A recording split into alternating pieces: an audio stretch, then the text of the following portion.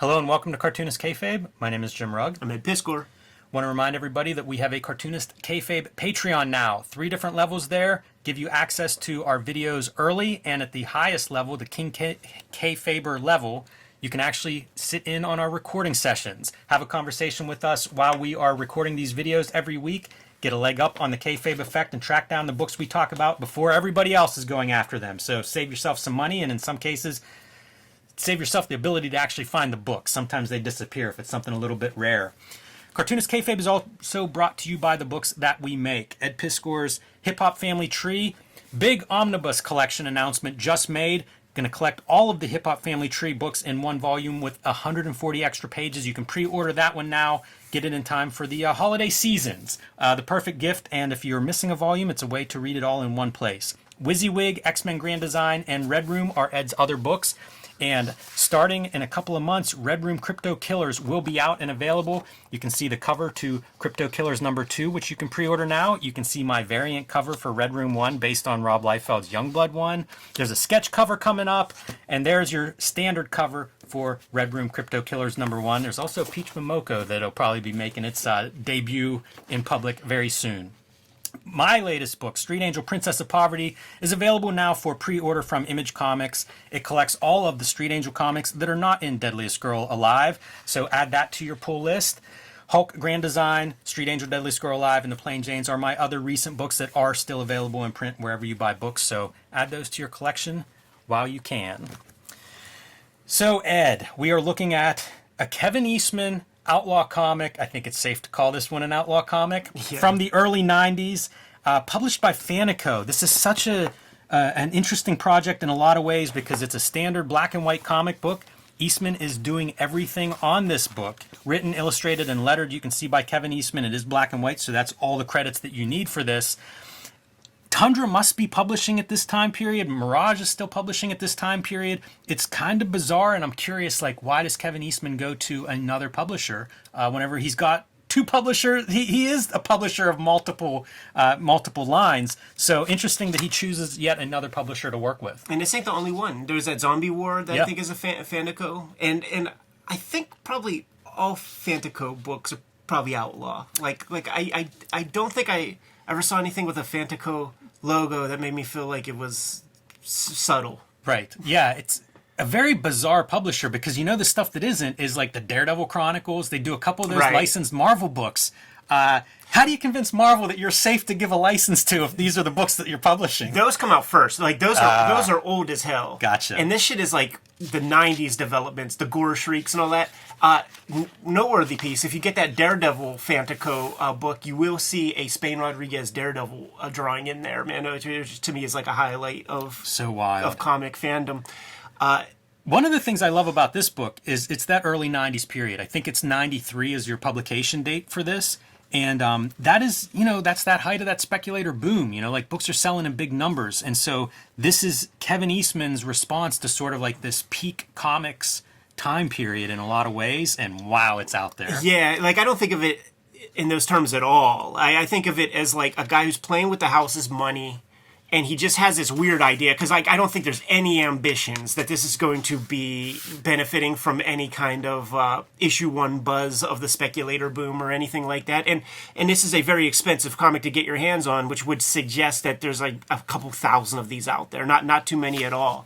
But as you saw in the cover, like it's a wild approach. Bisley is out. Sienkiewicz has been doing shit for years. Dave McKean is doing the Sandman covers and stuff. So, like, Eastman has always been kind of a seeker. Like, he's always played with different methods and materials, down to those first comics collection covers where he's playing with friskets and airbrush and using a lot of tools that your average cartoonist just would not play with. But I think you could see those influences of his on this cover. And so now he's in a position where he's like, I could just, like, express the wildest idea I want to, and that's Infectious. And it is very wild. This is some demon spirit through this almost Ted McKeever-like urban landscape. And what we have just seen is guy yelling Molly, right? Going to find out it's his love, and she is shot dead right in front of him and dressed to the nines, man. This is a dark side of town. She's an OnlyFans chick. That's right. And Drink of course, drink every time he says Molly, by the way. this demon, of course, is going to play a role in this story. And the story's not the clearest story. There's a Very lot confusing. happening here. There's a time thing that confused me in reading this. But ostensibly, that demon is going to infect various characters. And I believe that is Molly's fate, because Molly is killed at one point and comes back to life. And I believe it's compliments of that demon. Does not help himself as a cartoonist to have the man protagonist and the main chick have the same haircut. You're right.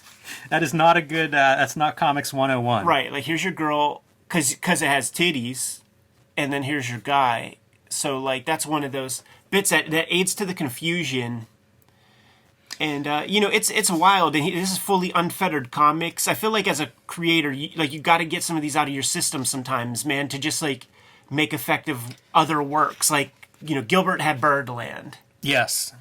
Reminds me, it calls to mind The Crow. Sure, absolutely. Which would have been around that time period with Tundra publishing The Crow and stuff. You got to think that's art that left you already named a few people like the Bisleys, but I imagine James O'Barr is somebody that Kevin Eastman took some stuff from. And we're seeing this demonic possession of, you go from sex to violence then, as characters that are lovers being then discarded and dismembered. I'm realizing that the only cartoonist sex scene I've ever seen on film is Citizen Toxic Avenger #4, with Kevin Eastman and Julie Strain in there, and he motorboats her like at some like news event or something like that, man. I love some of the the non-sex stuff that's in here, where it's almost just this fallen city. Like even the staircase. He's good. He's good at the decay. So much splatter. Yeah. Black and white media that we're splattering with. So Zuli is out. Like, they publish Zuli a little bit in Puma Blues. Like his influences, like, he wears them on his sleeve, and I think it's really cool. The art is very, very raw. I've always been inspired by his art and watching it grow and develop. And to me, this is a real middle stage, because like where his stuff is at now in 2023, it's all congealed and coalesced into like the Kevin Eastman style. And I do think it took him a while, because he was playing with a lot of different influences, from like Von Baudet to Richard Corbin early on. And then he started really getting influenced by his peers who were coming up, like Biz and Zuli and those guys. And now he's like firmly created this Kevin Eastman style with the little ticks and the little noodles, which is so much clearer than what you get with this material. But maybe this is the stage you have to It could enter be. first. It looks like he works really fast. Like looking at some of this stuff, it's almost like a 24-hour comic or something, the way these marks are laid down.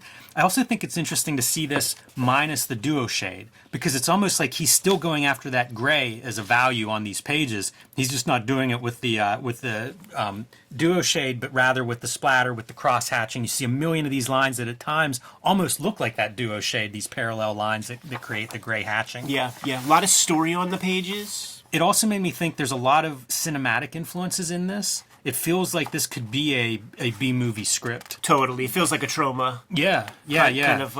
Kind of thing. And that stuff was real popular at the time, man. Like, Troma would get some distribution on the Cinemaxes and stuff. Like, there would be like special almost like festivals on Cinemax, where it would be like, Troma Week or something, right. and they would play 5 or 6 different movies that they distributed. That's in the area, that's New England based filmmaking. Right. And you mentioned Julie Strain, who was Kevin Eastman was married to for a long time, that was in movies. So like, I'm sure that's in his head, all these kind of influences and stuff.